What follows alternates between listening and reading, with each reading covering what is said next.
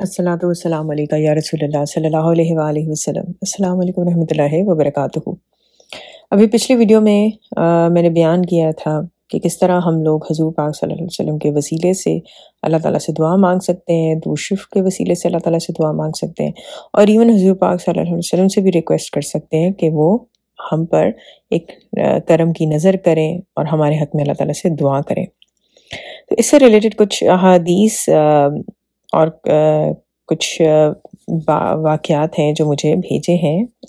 کسی نے، تو میں نے سوچا میں آپ سے وہ بھی شیئر کروں، اور یہ بہت یوزفل ہے۔ تو اس میں بیان کیا جاتا ہے کہ علامہ ابن تیمیہ بیان کرتے ہیں کہ حضرت عمر بن خطاب رضی اللہ عنہ سے مروی ہے کہ حضور صلی اللہ علیہ وسلم نے فرمایا، جب حضرت آدم علیہ السلام سے خطا سرزد ہو گئی تو انہوں نے اپنا سر اٹھایا اور عرض کیا، اے میرے رب، میں تجھ سے محمد صلی اللہ علیہ وسلم کے توسل سے دعا کرتا ہوں کہ تو میری خطا معاف فرما۔ اللہ تعالیٰ نے حضرت آدم علیہ السلام کی طرف وحی کی اور پوچھا، یہ محمد صلی اللہ علیہ وسلم کیا ہے اور محمد صلی اللہ علیہ وسلم کون ہے؟ حضرت آدم علیہ السلام نے عرض کیا، مولا، جب تو نے میری تخلیق مکمل کی تو میں نے اپنا سر تیرے عرش کی طرف اٹھایا تو اس پر لکھا ہوا دیکھا، لا الہ الا اللہ محمد رسول اللہ۔ تو میں جان گیا بے شک وہ تیرے نزدیک تیری مخلوق میں سب سے بڑھ کر مقام اور مرتبے والے ہیں، تبھی تو نے ان کا نام اپنے نام کے ساتھ جوڑا ہے۔ اللہ تعالیٰ نے فرمایا، ہاں، اور میں نے تیری مغفرت فرما دی، اور وہ تیری نسل سے آخری نبی ہوں گے، اور اگر وہ نہ ہوتے تو میں تجھے بھی پیدا نہ کرتا۔ اسی طرح ایک اور واقعہ ہے، علامہ ابن تیمیہ بیان کرتے ہیں کہ حضرت میسرہ رضی اللہ عنہ روایت کرتے ہیں کہ میں نے رسول صلی اللہ علیہ وسلم کی خدمت میں عرض کیا، آپ صلی اللہ علیہ وسلم کو نبوت کب ملی؟ تو آپ صلی اللہ علیہ وسلم نے فرمایا،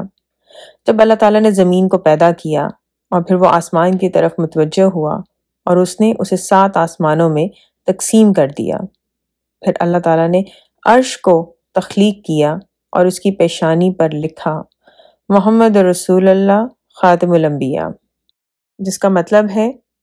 محمد مصطفیٰ صلی اللہ علیہ وسلم اللہ تعالیٰ کے رسول اور آخری نبی ہیں۔ پھر اللہ تعالیٰ نے جنت کو تخلیق کیا کہ جہاں اس نے حضرت آدم اور حوا علیہ السلام کو بسایا تھا، تو جنت کے دروازوں، درختوں کے پتوں، خیموں اور محلات پر میرا نام لکھا۔ اس وقت حضرت آدم علیہ السلام ابھی روح اور جسم کے درمیانی مرحلے میں تھے۔ پھر جب اللہ تعالیٰ نے انہیں حیات بخشی تو انہوں نے عرش پر میرا نام لکھا دیکھا، تب اللہ تعالیٰ نے انہیں خبر دی کہ وہ تیری اولاد کے سردار ہیں، اس لیے جب شیطان نے انہیں دھوکہ دیا تو انہوں نے توبہ کی اور میرے نام کو اللہ تعالیٰ کی بارگاہ میں بطور وسیلہ اختیار کیا۔ اسی واقعے کو اس طرح بھی بیان کیا جاتا ہے، حضرت عمر بن خطاب رضی اللہ عنہ سے مروی ہے کہ رسول صلی اللہ علیہ وسلم نے فرمایا، جب حضرت آدم علیہ السلام سے خطا سرزد ہوئی تو انہوں نے بارگاہ الہی میں عرض کیا، اے پروردگار، میں تجھ سے محمد صلی اللہ علیہ وسلم کے وسیلے سے سوال کرتا ہوں کہ میری مغفرت فرما۔ اس پر اللہ تعالیٰ نے فرمایا، اے آدم، تو نے محمد صلی اللہ علیہ وسلم کو کس طرح پہچان لیا، حالانکہ ابھی تک تو میں نے انہیں پیدا بھی نہیں کیا۔ حضرت آدم علیہ السلام نے عرض کیا، اے پروردگار، جب تو نے اپنے دست قدرت سے مجھے تخلیق کیا اور اپنی روح میرے اندر پھونکی، میں نے اپنا سر اٹھایا تو عرش کے ہر ستون پر لا الہ الا اللہ محمد رسول اللہ لکھا ہوا دیکھا، تو میں نے جان لیا کہ تیرے نام کے ساتھ اسی کا نام ہو سکتا ہے جو تمام مخلوق میں تجھے سب سے زیادہ محبوب ہے۔ اس پر اللہ تعالیٰ نے فرمایا، اے آدم، تو نے سچ کہا ہے، مجھے ساری مخلوق میں سے سب سے زیادہ محبوب وہی ہیں، ان کے وسیلے سے مجھ سے دعا مانگو، آگاہ ہو جاؤ، میں نے تمہیں معاف فرما دیا، اور اگر محمد صلی اللہ علیہ وسلم نہ ہوتے تو میں تجھے بھی پیدا نہ کرتا۔ انشاءاللہ نیکسٹ ویڈیو میں کچھ اور اسی طرح کی احادیث اور واقعات بیان کروں گی کہ جن سے یہ ظاہر ہوتا ہے کہ کس طرح آپ صلی اللہ علیہ وسلم کی پیدائش سے قبل اور پھر آپ صلی اللہ علیہ وسلم کے زمانے میں اور آپ صلی اللہ علیہ وسلم کی وفات کے بعد بھی لوگ آپ صلی اللہ علیہ وسلم کا وسیلہ اللہ تعالیٰ کو دیا کرتے تھے اور اپنے حق میں دعا مانگا کرتے تھے۔ منڈے آنے والا ہے، بہت مبارک دن ہوتا ہے، اسی طرح جمعرات کا دن، جمعے کا دن،